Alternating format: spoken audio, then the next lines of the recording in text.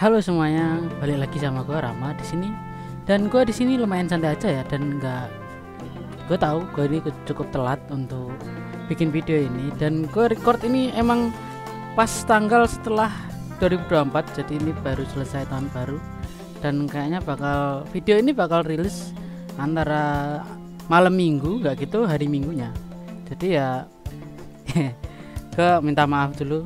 Jadi ini mungkin gue akan bikin video ini akan tahunan, seperti tradisi gitu ya. Setiap tahun gue bakal menceritakan apa anime yang menurut gue itu bagus secara personal.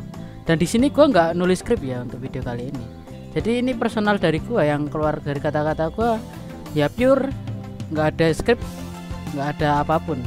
Anime yang gue masukin di sini punya genre yang campur-campur.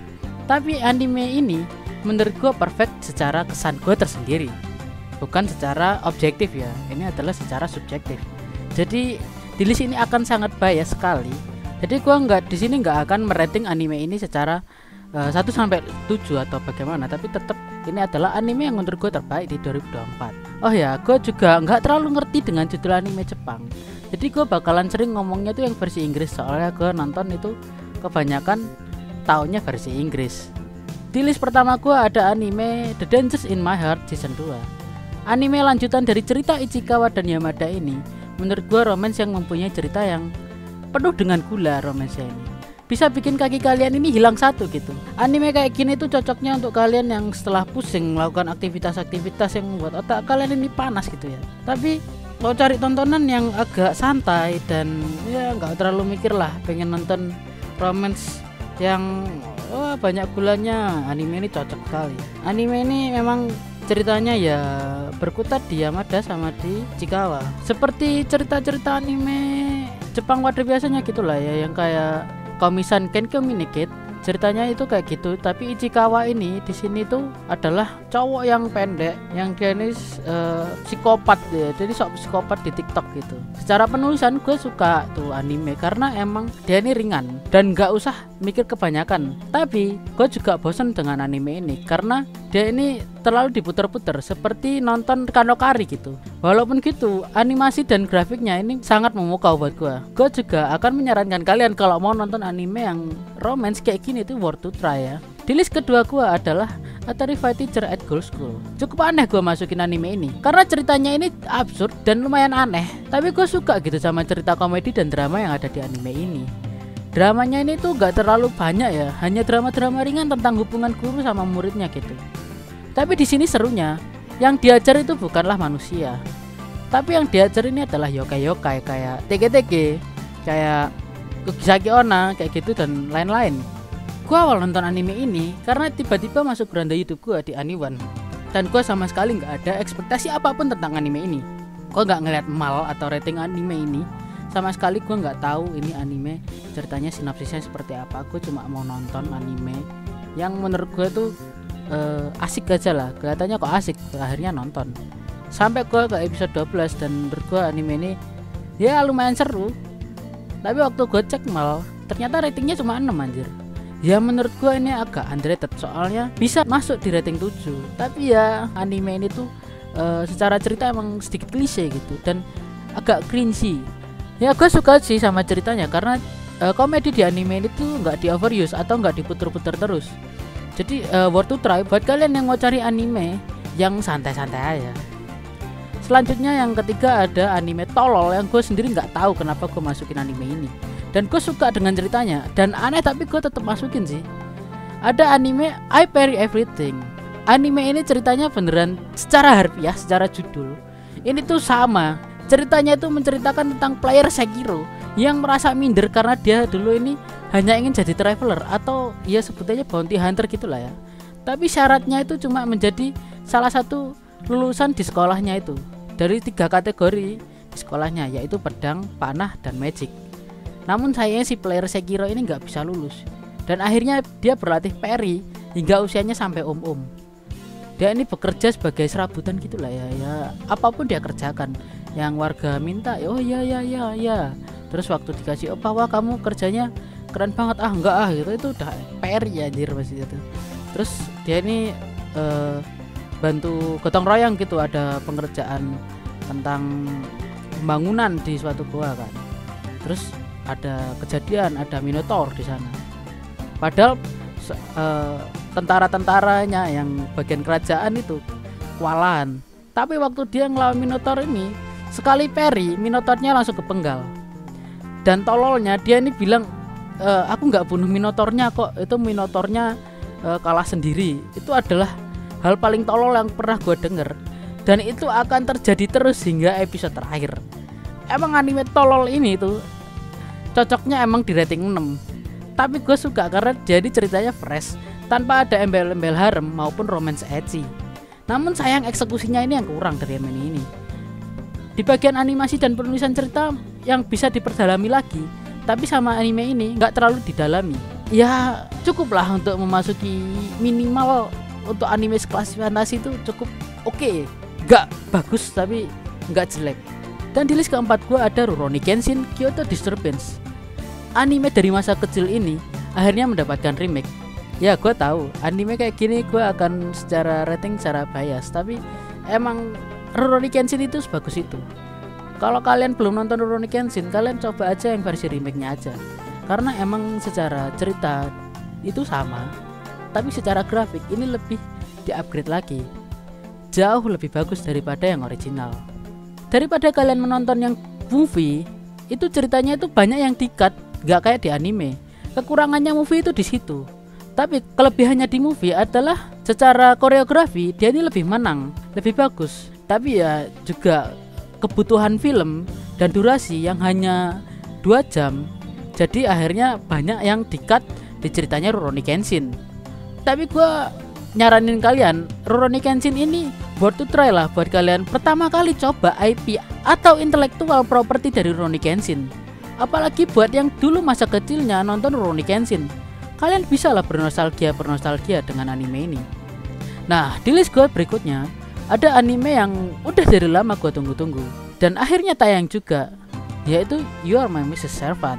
Anime yang menceritakan seorang bocah kaya yang ditinggal orang tuanya kerja ke luar negeri. Dan dia ini emang sedikit broken home gitulah ya. Ditinggal sama orang tuanya dan orang tuanya cerai. Tapi pada suatu pagi yang cerah, ada maid yang datang ke rumahnya dan menjelaskan kalau sebenarnya si maid ini atau masternya maid ini, dia itu masih satu keluarga dengan si bocah ini. Akhirnya terjadilah hubungan lucu antara mereka berdua dan keluarganya. Ceritanya ini mirip-mirip seperti Komi-chan Can Communicate. Sama-sama susah dalam berkomunikasi karena dari kecil ini si maid ini udah diajarkan untuk mengalemani musuh. Gue emang suka sih cerita-cerita mimpi bahasa autor kayak gini. Lucu aja gitu. Cukup unik dan fresh untuk tahun 2024 kemarin.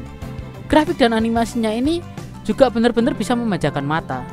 Grafik sebagus ini dipadukan dengan cerita yang ringan namun seru untuk diikuti, menjadi paduan yang pas menurut gue. Nggak bisa komplain banyak tentang anime ini. Ya walaupun sih kadang ceritanya agak diputer-puter gitu, kayak Kanokari tapi nggak separah Kanokari. Tapi agak sayang aja sih dengan animasi sebagus ini dan temanya yang unik kayak gini. Harusnya banyak yang bisa dikembangkan lagi dari ceritanya. Ini tetap worth to try buat kalian yang mau coba anime ini. Selanjutnya di list gua ada anime yang cukup dalam dan cukup dewasa, walaupun secara di logika ini nggak masuk akal sih. Tapi ini adalah sebuah karya fiksi di tahun 2024 adalah Absolute Cinema. Apalagi kalau bukan Sumasu. Anime yang gue dulu sempet drop waktu awal rilis karena menurut gue anime ini tuh cukup dalam dan menurut gue agak kurang masuk akal. Tapi akhirnya gue juga berhasil menamatkan anime ini berkat influence dari teman gue sendiri, yaitu si Awe. Karena dia ini bikin status dengan mengatakan ending dari anime ini Absolute Cinema. Gue drop karena ceritanya emang berkutat di keluarga internalnya aja waktu itu. Tapi gue salah setelah nonton semua episode Sumasu sampai tamat. Penulisan cerita yang sangat padat, penuh dengan drama. Hanya sedikit waktu untuk mereka bersenang-senang sebelum para penonton ini diberikan masalah baru yang akan dihadapi. Dan banyak pertanyaan-pertanyaan yang terus melintas hingga akhirnya terjawab di episode selanjutnya. Gue merasa autor dari karya ini memberikan seluruh hatinya untuk membuat cerita seperti ini.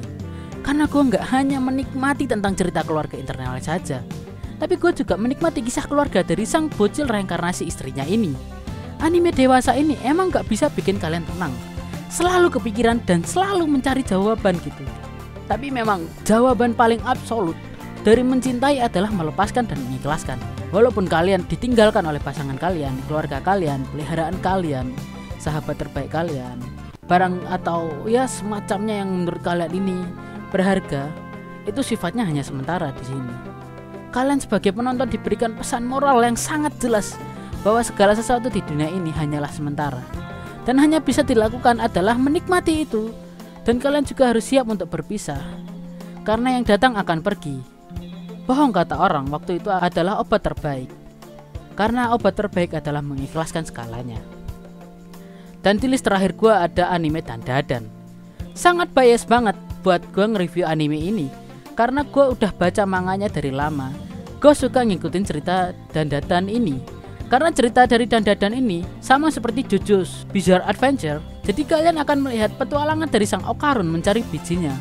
Bedanya dengan JoJo yang mencari Dio atau mencari Golden Requiem atau mengalahkan trio vampir, ceritanya ini lebih absurd lagi. Dandadan ini menurut gue adalah tema yang fresh di dunia anime. Dan gue juga kaget dengan jokes yang ada di anime Dandadan ini. Sangat tepi jurang gitu. Gue gak mau spoiler lah tentang cerita yang ada di manga atau animenya, karena cerita di Dandadan ini lucunya pas kalian nonton atau baca. Dan gue juga nggak komplain tentang episode terakhir dari season 1 Dandadan.